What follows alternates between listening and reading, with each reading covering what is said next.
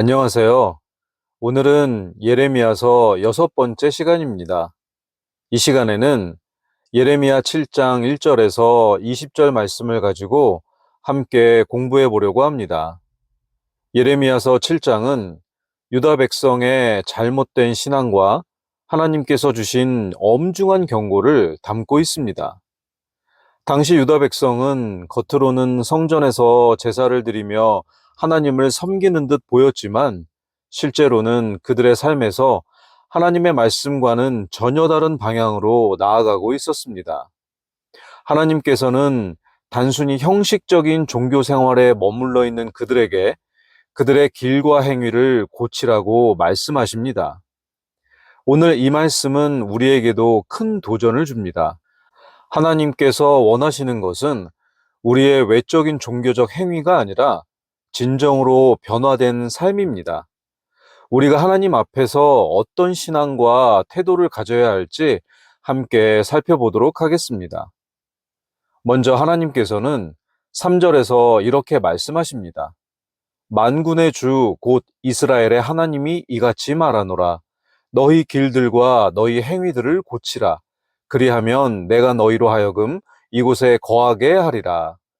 여기서 길들은 우리가 살아가는 방향과 선택들을 의미하고 행위들은 우리의 삶 속에서 드러나는 구체적인 행동들을 뜻합니다.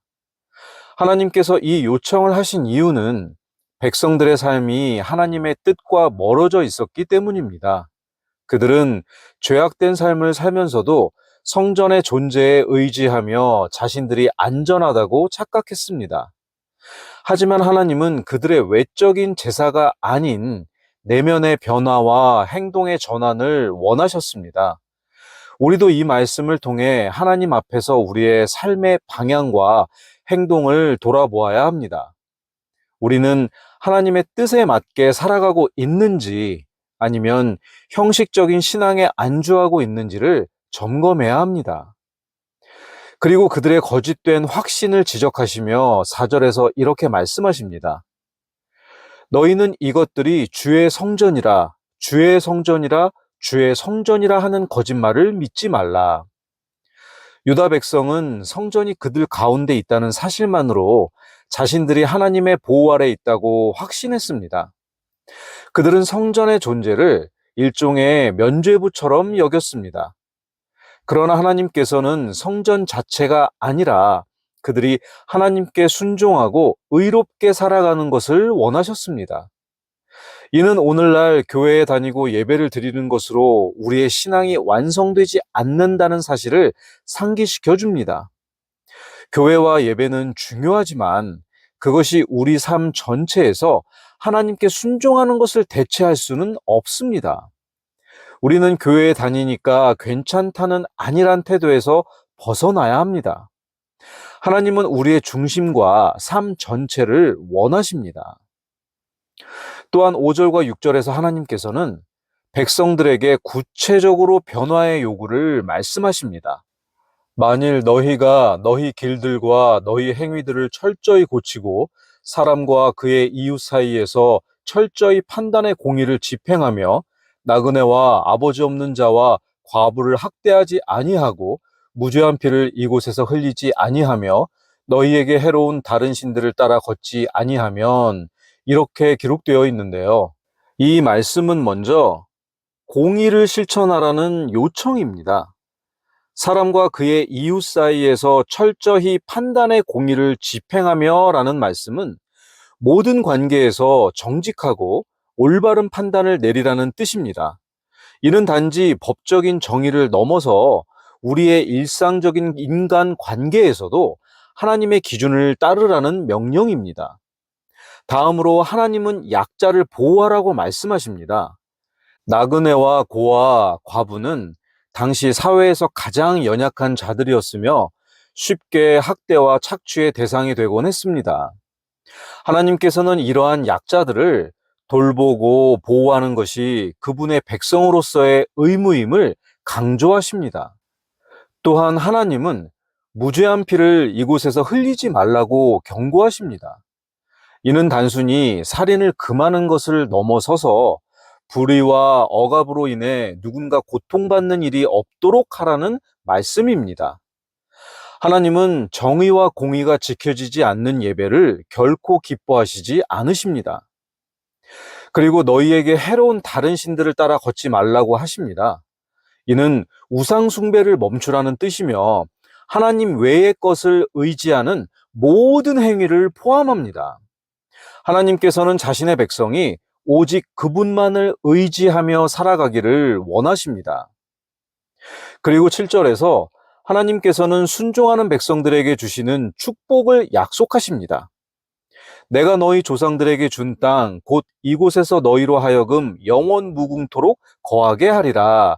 이 말씀은 단지 물리적인 땅에서 오래 살게 하겠다는 약속이 아니라 이는 하나님과의 관계 안에서 주어지는 영원한 평화와 안식을 상징합니다. 하나님께서는 단순히 조건을 제시하신 것이 아니라 순종하는 자들에게 놀라운 축복을 약속하셨습니다. 이 약속은 오늘날 우리에게도 동일하게 적용됩니다. 하나님께 순종하고 그분의 뜻대로 살아갈 때 우리는 하나님께서 주시는 참된 축복을 누릴 수 있습니다. 그런데 하나님께서 주시는 축복을 우리가 이 세상에서 누리는 축복만으로만 생각하면 안 됩니다. 우리가 이 세상에서 누리는 물질적 축복이나 평안, 건강 같은 것들은 하나님께서 주신 귀한 은혜입니다. 이런 축복들은 우리의 삶 속에서 하나님께 감사하며 그분께 영광을 돌려야 할 이유가 됩니다. 그러나 이 축복들은 모두 일시적이며 결국 사라질 것들입니다. 마태복음 6장 20절에서는 하늘의 보물을 쌓으라고 말씀하십니다. 우리가 하나님 안에서 믿음과 순종으로 살아갈 때 이 세상의 축복과는 비교할 수 없는 영원한 상급을 하늘나라에 쌓아가고 있습니다.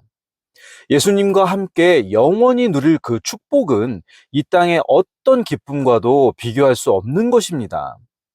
우리는 이 땅의 축복에 감사하면서도 하늘나라에서의 영원한 기쁨과 영광을 소망하며 하나님의 뜻대로 사는 삶을 선택해야 합니다. 현실의 축복은 감사의 이유가 되지만 우리의 시선은 언제나 영원한 곳을 향해 있어야 합니다. 다음으로 8절부터 10절까지의 말씀을 보겠습니다. 보라, 너희가 유익을 끼치지 못하는 거짓말을 신뢰하는도다. 너희가 도둑질하고 살인하며 간음하고 거짓 맹세하며 바알에게 분향하고 너희가 알지 못하는 다른 신들을 따라 걸으면서 내 이름으로 불리는 이 집에 들어와 내 앞에 서서 말하기를 이 모든 가증한 것을 행하려고 우리가 구출받았나이다 하려느냐? 8절부터 10절은 유다 백성의 위선과 잘못된 신앙을 드러내는 동시에 오늘날 우리에게도 깊은 경고를 주는 말씀입니다. 8절에서 하나님은 유다 백성이 거짓말을 의지한다고 꾸짖으십니다. 그들은 성전이 단지 그들 곁에 있다는 이유만으로 자신들이 안전하다고 믿었습니다. 이는 마치 오늘날 우리가 교회에 다니니까 나는 괜찮다거나 예배에 참석만 하면 하나님께서 나를 지켜주실 것이라고 생각하는 것과 같습니다. 신앙이 단순히 교회 건물이나 종교적 행위에 의존할 때 그것은 거짓된 안전망에 불과합니다. 9절은 백성들이 도둑질, 살인, 간음, 거짓 맹세, 우상숭배 등 온갖 죄를 저지르면서도 이를 무시한 채 성전에 나아가는 모습을 지적합니다. 오늘날에도 우리는 이러한 죄를 다르게 표현할 뿐 동일한 잘못들을 저지를 수 있습니다. 예를 들면 회사나 일상에서 정직하지 못하거나 사람을 미워하고 무시하며 다른 사람에게 음욕을 품고 또 자신의 욕망을 우상처럼 섬기고 진실을 왜곡하는 모습 등이 있을 수 있겠죠. 이런 죄악을 짓고도 주일에 교회에 나와 나는 용서받았다고 외친다면 그것은 본질적으로 당시 유다 백성과 다르지 않은 모습입니다. 10절에서는 백성들이 성전에 나와 우리가 구출되었다고 선언하는데 이는 하나님을 오해한 태도였습니다. 그들은 성전이 자신들의 죄를 덮어주고 계속 죄악을 반복할 수 있게 해주는 일종의 면죄부라고 생각했습니다. 이는 마치 우리가 하나님은 사랑이시니 내가 아무리 잘못해도 용서해 주실 거야, 이런 태도로 죄를 대하는 것과 같습니다. 이런 태도는 하나님을 단지 우리의 편의를 위한 수단으로 여기는 행위이며 하나님을 모독하는 것입니다. 오늘날 우리는 예배에 참석하고 성경을 읽고 종교적인 활동에 참여하면서도 실제로는 삶에서 하나님의 뜻을 무시하거나 외면할 때가 많습니다. 우리는 주일에는 경건한 모습으로 앉아 있지만 주중에는 세상의 방식대로 살아가며 죄악된 습관에 빠질 때가 있습니다.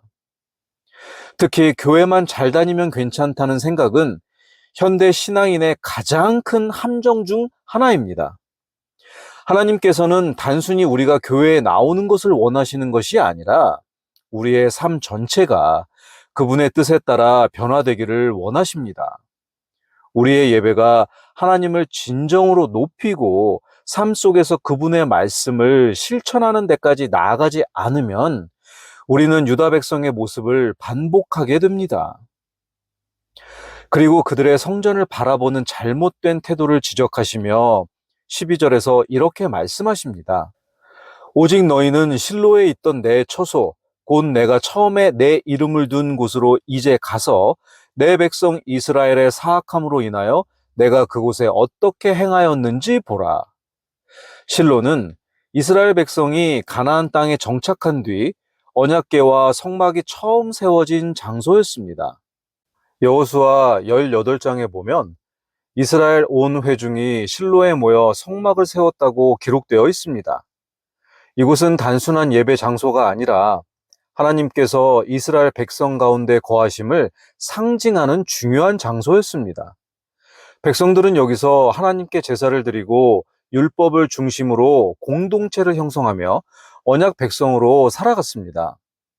하지만 시간이 흐르면서 실로는 하나님을 진정으로 경외하는 신앙의 중심지라기보다는 형식적인 종교의 장소로 변해갔습니다.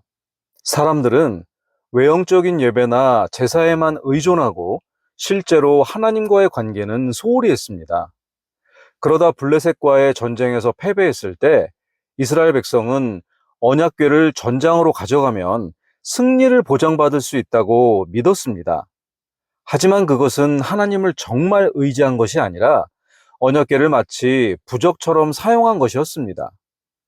결국 이스라엘은 크게 패배했고 언약궤마저 블레셋에게 빼앗기고 말았습니다.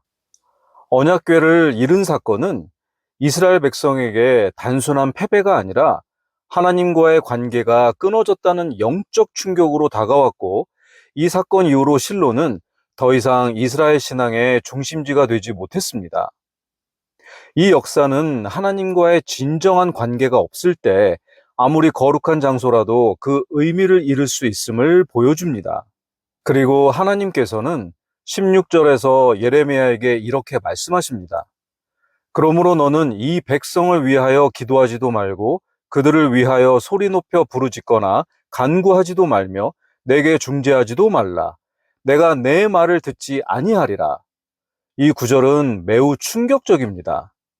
하나님께서 중보기도를 거절하시는 장면은 성경에서 흔치 않은데 이는 유다 백성의 죄악이 그 정도로 극심했음을 보여줍니다.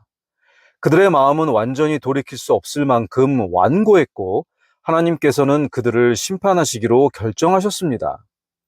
그러면서 하나님께서는 그들의 사악한 우상 숭배의 모습을 지적하십니다. 너는 그들이 유다의 도시들과 예루살렘의 거리들에서 무슨 짓을 하는지 보지 못하느냐? 자녀들은 나무를 모으고 아버지들은 불을 피우며 여인들은 가루를 반죽해서 납작한 빵을 만들어 하늘의 여왕에게 바치고 다른 신들에게 음료 헌물을 부음으로 내 분노를 일으키느니라. 7장 17절 18절 말씀입니다. 이 장면은 온 가족이 함께 우상 숭배에 참여하는 모습을 보여줍니다. 모든 세대가 우상 숭배에 동참한 것은 그들의 영적 타락이 얼마나 깊은지를 보여줍니다. 여기서 하늘의 여왕은 고대 근동에서 숭배되던 풍요와 다산을 상징하는 아스다롯 여신을 말합니다. 그래서 하나님께서는 19절에서 그들의 우상 숭배가 결국 자신들에게 화를 초래할 것이라고 경고하십니다. 주가 말하노라, 그들이 내 분노를 일으키느냐?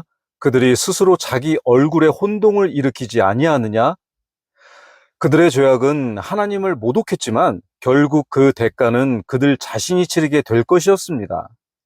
하나님께서는 죄악에 대해 반드시 심판하시며 그 심판은 피할 수 없습니다. 그리고 20절에서 하나님께서는 심판이 임박했음을 선언하십니다. 그러므로 주 하나님이 이같이 말하노라. 보라, 내가 내 분노와 내 경노를 이곳과 사람과 짐승과 들의 나무와 땅의 열매 위에 쏟아부으리니 그것이 불타며 꺼지지 아니하리라. 하나님의 심판은 모든 피조물에 미칠 정도로 철저하며 그 불길은 결코 꺼지지 않을 것이라고 말씀하십니다. 이는 유다 백성이 자초한 결과였고 하나님의 거룩하심과 공의가 죄악에 대해 결코 타협하지 않으신다는 사실을 보여줍니다. 하나님께서는 유다 백성이 성전을 잘못된 방식으로 의지하고 형식적인 신앙에 머물러 있는 모습을 심판하셨는데요. 이는 오늘날 우리에게도 중요한 교훈을 줍니다. 형식적인 종교 생활과 위선적인 삶을 버려야 하고 하나님께서 진정으로 원하시는 것은 우리의 마음과 삶의 변화입니다. 그리고 신약 시대의 예수님을 통해 하나님의 성전에 대한 개념이 완전히 달라졌습니다. 예전에는 성전이 눈에 보이는 건물로 존재했지만 이제는 우리 자신이 하나님의 성전이라는 사실이 선포되었습니다. 고린도전서 3장 16절 17절에서는 이렇게 말합니다. 너희가 하나님의 성전인 것과 하나님의 영께서 너희 안에 거하시는 것을 너희가 알지 못하느냐? 누구든지 하나님의 성전을 더럽히면 하나님께서 그를 멸하시리니 하나님의 성전은 거룩하며 너희가 곧 그 성전이니라. 이 말씀은 교회에서 예배를 드리는 것만이 아니라 우리 자신이 성령님이 거하시는 거룩한 성전임을 깨닫는 데 초점이 있습니다. 성령님께서 우리 안에 계신다는 것은 우리의 몸과 마음이 하나님께서 직접 임재하시는 거룩한 자리라는 뜻입니다. 이 사실을 통해 우리는 하나님 앞에서 어떻게 살아가야 할지 생각해 봐야 합니다. 우리의 몸과 마음이 깨끗하고 거룩하게 변화되어야 하며 이는 단지 외적인 행동이 아니라 삶 전체를 포함합니다. 로마서 12장 1절은 우리의 삶이 어떻게 하나님께 드려져야 하는지를 알려줍니다. 그러므로 형제들아, 내가 하나님의 긍휼을 힘입어 너희에게 간청하노니 너희는 너희 몸을 거룩하고 하나님께서 받으실 만한 살아있는 희생물로 드리라. 그것이 너희의 합당한 섬김이니라. 이 말씀은 우리의 예배가 단순히 교회에서 몇 시간 드리는 의식이 아니라 삶 전체가 하나님께 드려져야 한다는 것을 뜻합니다. 살아있는 희생물이란 표현은 우리의 일상이 하나님께 헌신되고 거룩함으로 가득 차야 함을 강조합니다. 이는 과거 동물을 제물로 드리던 것과는 다르게 우리의 모든 순간이 하나님께 드려져야 함을 뜻합니다. 요한복음 4장 23절 24절에서 예수님은 사마리아 여인과의 대화에서 참된 예배에 대해 말씀하셨습니다. 그러나 참되게 경배하는 자들이 영과 진리로 아버지께 경배할 때가 오나니 곧 지금이라. 이는 아버지께서 자기에게 그렇게 경배하는 자들을 찾으시기 때문이니라. 하나님은 영이시니 그분께 경배하는 자들이 반드시 영과 진리로 그분께 경배할지니라 하시니라. 예배는 특정 장소나 형식에 묶이지 않습니다. 영과 진리로 드리는 예배는 성령님의 도우심과 우리의 마음과 생각, 그리고 모든 삶을 통해 하나님께 드리는 예배입니다. 예수님은 마태복음 5장 8절에서 마음이 순수한 자들은 복이 있나니 그들이 하나님을 볼 것이기 때문이라고 말씀하셨습니다. 깨끗한 마음은 단순히 죄를 멀리하는 것을 넘어서서 하나님을 향한 진심 어린 열망과 회개를 의미합니다. 마음이 깨끗할 때 우리는 하나님과 더 가까워질 수 있습니다. 성령님이 거하시는 성전으로서 우리의 내면은 항상 하나님 앞에서 정결하고 거룩해야 합니다. 결론을 말씀드리고 마치겠습니다. 예레미야 7장은 유다 백성이 성전에 대한 잘못된 믿음과 형식적 신앙에 안주하며 하나님의 경고를 외면한 모습을 보여줍니다. 그들은 성전이 자신들을 보호해 줄 것이라 믿었지만 하나님께서 원하신 것은 단순한 종교적 행위가 아니라 삶의 변화와 진정한 순종이었습니다. 그들의 위선과 우상숭배는 결국 하나님의 심판을 초래했습니다. 이 말씀은 오늘날 우리의 신앙을 돌아보게 합니다. 우리는 외적인 신앙의 모습이나 종교적 활동에 의지하기보다 내면의 회개와 삶의 변화를 통해 하나님께 나아가야 합니다. 신앙은 단순한 형식이 아니라 하나님과의 진정한 관계 속에서 맺는 열매로 증명됩니다. 예수님께서는 마태복음 7장 16절에서 20절에 이렇게 말씀하셨습니다. 너희가 그들의 열매로 그들을 알리니 사람들이 가시나무에서 포도를 또는 엉겅퀴에서 무화과를 거두겠느냐? 이와 같이 좋은 나무마다 좋은 열매를 맺고 변질된 나무는 나쁜 열매를 맺나니 좋은 나무가 나쁜 열매를 맺지 못하고 또 변질된 나무가 좋은 열매를 맺지 못하느니라. 좋은 열매를 맺지 아니하는 나무마다 찍혀 불 속에 던져지나니 그러므로 너희가 그들의 열매로 그들을 알리라. 이 말씀은 우리의 신앙이 반드시 삶 속에서 열매로 드러나야 함을 강조합니다. 하나님께서는 우리의 삶을 통해 선한 열매가 나타나길 원하십니다. 이는 우리의 믿음이 이웃 사랑, 정직, 순종과 같은 구체적인 행동으로 드러나는 것을 의미합니다. 이제 우리의 신앙을 점검하며 형식에서 벗어나 본질로 돌아가기를 결단해야 하겠습니다. 참된 믿음의 길을 걸어가며 하나님께서 기뻐하시는 삶을 살아가는 저와 여러분들 되시기를 소망합니다. 감사합니다.